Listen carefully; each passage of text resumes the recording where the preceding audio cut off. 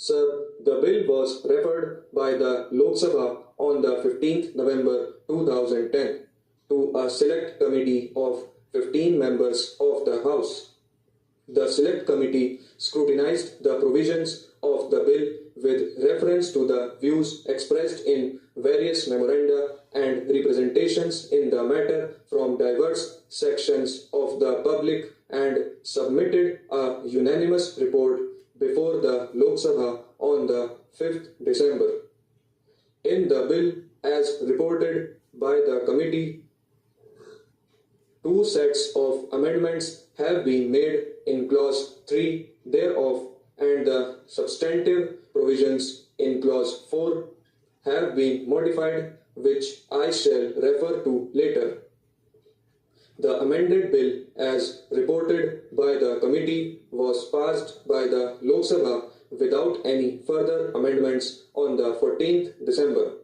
Sir, I shall now proceed to explain in brief the purpose of the bill, the salient features of the main provisions, and the amendments made by the Select Committee. As the House is aware, the Finance Acts of 1999 and 2010 have effected a change in the previous system of taxation of profits of companies and the dividends distributed by them. Previously, shareholders were given credit in their assessments on their dividend income for income tax at the rate applicable to companies, as it was deemed that the income tax paid by the company on the profits distributed by it was a payment on behalf of the shareholder.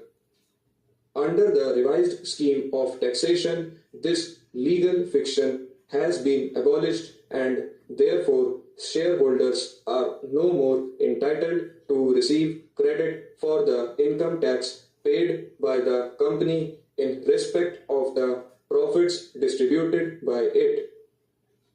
Simultaneously, the rate of the tax payable by Indian companies and other companies who have made arrangements for the declaration of dividends in India has been reduced.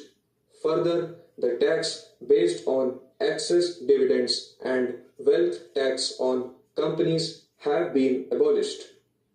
It was expected that with the reduction in taxes and the consequent increase in the distributable funds of companies, they would be declaring higher dividends both on their preference and ordinary shares.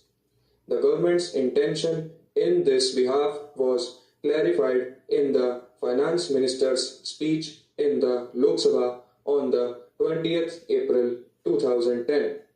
However, in the case of preference shareholders who, according to their contracts, are entitled to dividend at fixed rates, this expectation did not materialize.